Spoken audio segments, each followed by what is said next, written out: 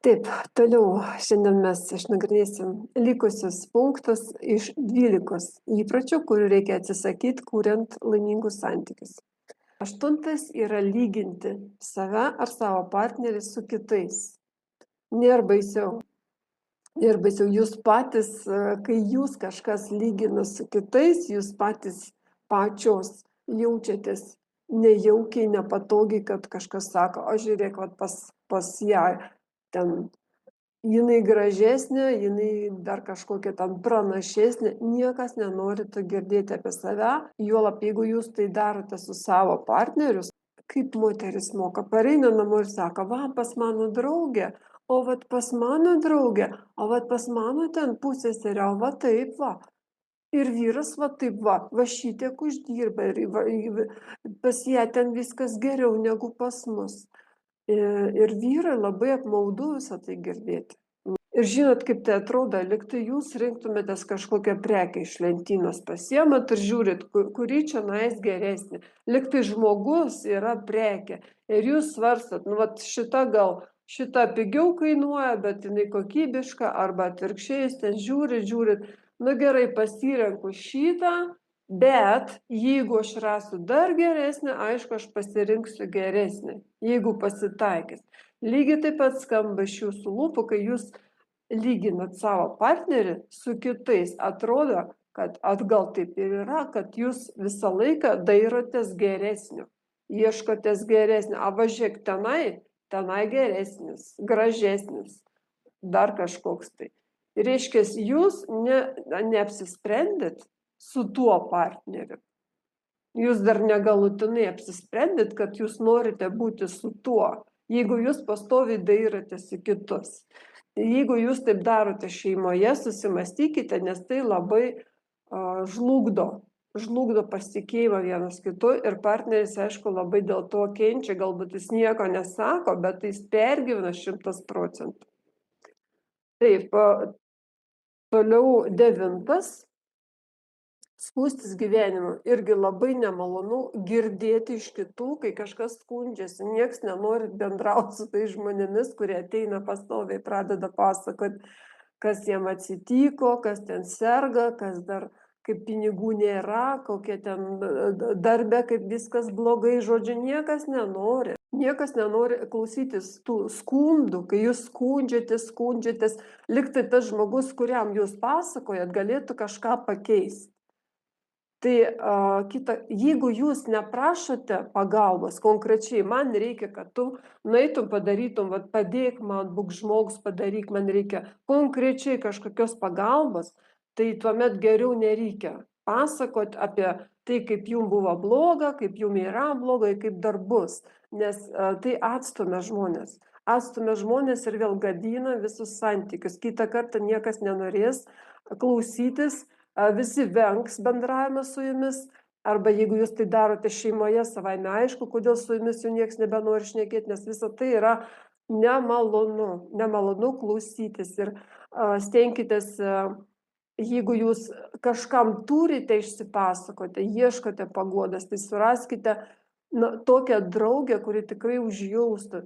O jeigu vyras pareina iš darbo ir taip jau visas pavargęs, nukankintas, ir jūs dar išpilat ant jo savo negatyvą, savo visokios skundus ir dejuojat pastoviai, kaip tam žmogui jaustis, jis jau gyventi nebenori. Aplamai gyventi, egzistuoti nebenori, nes tai jau nebe gyvenimas. Tiesiog pagailėkite savo partnerio, nepasakokit jam to, ko galėtumėt nepasakoti. Toliau 10 įprotis, ką turėtumėt atsikratyti, tai neišsakyti, tylėti, neišsakyti savo skriaudų. Jeigu jūs jau užpykote, tai jau taip ir pasakykite, kad aš pykstu, tik reikia visą tai išsakyti ne kaip kaltinimą, kad tu esi toks ir anoks, ne, reikia išsakyti būtent tai, ką jūs jaučiate. Aš jaučiuosi blogai, man nebėra nuotaikos. Ir taip toliau, jūs turite apibūdinti savo savijautą, kaip jūs jaučiatės ir dėl ko, pasakyti viskas kaip yra. Jeigu jūs pykstate ant žmogaus, išsakykite. Jeigu tai yra jūsų partneris, būtinai apie tai jam pasakykite, jis privalo apie tai žinoti. Kitaip jis tiesiog nesupras jūsų elgesio, nesupras, kodėl jūs be nuotaikos. Jis nemoka skaityti jūsų minčių ir jis gali niekados gyvenime nesuprasti. Nes vyrai tokie, jie labai tiesmukiški, jie nesupranta užuomenų. Jie nesupranta, kai jūs kažką bandot pasakyti, bet nesakote arba tylite labai ilgai, dar blogiau. Jeigu jūs tylite arba jūsų partneris tyli, tai reiškia vėl, jūs nenorite bendrauti. Reiškia, jūs laikote savo partneriu, kad jis yra nepakankamai vertas to pokalbio. Jis nevertas to pokalbio. Reiškia, jūs vėl rodote jam, ant kiek jis yra niekingas, ant kiek jis nieko nevertas, ant kiek jis yra taip, tai jeigu jūs su žmogu nebendraujat, jis jaučiasi tikrai kaip kažkoks tai antrarūšis žmogus šeimoje, su kuriuo net bendrauti nenori. Ir visa tai irgi absoliučiai neduoda jokių rezultatų. Absoliučiai. Jūs neišsiaiškinsit ir neišspręsit problemas, jeigu jūs tylėsit ir neišsakysit, kas jums, ką jūs jaučiate, kodėl jūs užpykote, kodėl arba ne taip kažką supratote, reikia būtinai daugiau kalbėti. Kalbėti ir netylėti. Tyla niekada neduoda jokių rezultatų. 11 įprotis, žinot, labai įdomus. 11 įprotis nustoti daryti viską pati, jeigu jūs esate moteris, nes čia visa tai informacija skirta moterims. Taigi, tas 11 įprotis čia grinai moteriškas, kai moteris prašo vyro kažką padaryti, o jisai dėlsia kažko, nelabai skuba ir jinai tada nusispjauna ir pati padaro. Ir vyras labai greitai tą supranta, kad jeigu aš dar biškį palauksiu, dar nedarysiu, tai ir pati viską atliks. Tai nedarykite, moteris, to, ką jūs prašote padaryti, ko jūs prašote padaryti vyrą. Sakykime, ten, skubiai jūs kažką ten taisote virtuvėje ir staiga jums prireikia ten druską pasibaigė ir prašote, nueik į parduotuvę, nulėk, druskos, nulėk. O jisai kažko ten, a kaip vyras mąsto, jisai guli ant sofos ir galvoja, Dieve, taip patogiai įsitaisiau po darbą, taip jau pailsėti norėtųsi pagulėti, čia jau kažką rodo ten per televizorių, kažką jis žiūri savo telefoną, jis nenori niekur keltis. Ir jis žino, kad jisai dar pagulės 5 ar 10 minučių ir jūs pati viską padarysite už jį. Tai jeigu jūs priprantate prie to ir jisai supranta, kad kaip taisyklė visą tai vyksta, kad jeigu jis nepadarė, jūs padarysite. Tai jis taip toliau viską ant jūsų ir permeta visas pareigas, nes moteris, jinai nenori laukti, jinai nori kad greičiau visą tai padaryti, jinai yra labai atsakinga už viską. Ir jeigu vyras to nepadaro, jinai lekia daryti. Jeigu vyras neįsidarbina, dėl kažkokių tų priežasčių neranda jisai darbą. Tai ką, moteris tą darė. Ariam, skundžiasi, kad vyras toks anoks nenori dirbti tinginys, bet jinai už jį atlieka tą jo pusę darbo, kur jisai turėtų eiti darbą, uždirbti savo dalį. Jinai už jį visą tai padaro. Ir aišku, jisai mato, kad kam man čia stengtis, jeigu moteris už mane dirba per 2 darbus. Žodžiu, jeigu jūs manote, kad vyras turi kažkokios sąžinės ir jam kažkada tai pabus sąžinė prabils, nesulauksite. Vyrai sąžinės, tokios kaip moteris neturi. Jis mato, kad ta sistema veikia. Jeigu jisai nedaro, moteris padaro, tai kam tada stengtis, jeigu vis tiek moteris viską padaro.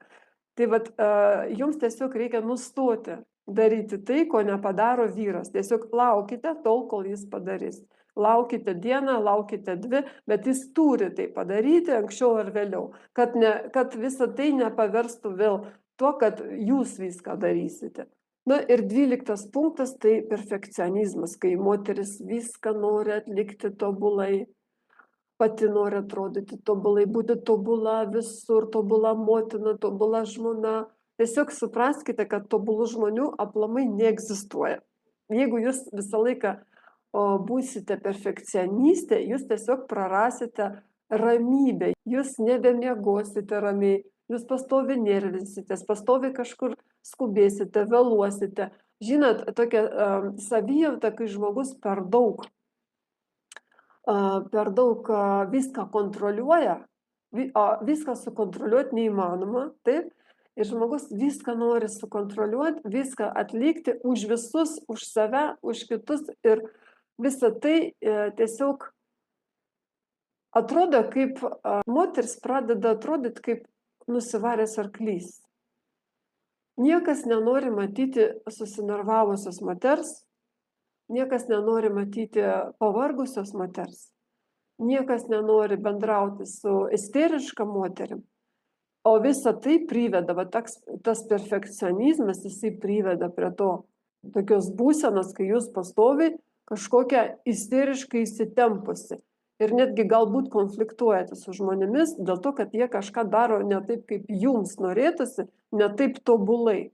Žodžiu, tuo atžvilgiu reikėtų tiesiog suprasti, kad nieko tobulai aplamai neegzistuoja. Žmonės visi nėra tobuli. Ir tiesiog pradėti gyventi ramiai. Ramiai viską priimti, žiūrėti viską paprasčiau ir pradėti mylėti save ir aplinkinius nepriklausomai nuo to, ar jie yra tobuli ar ne.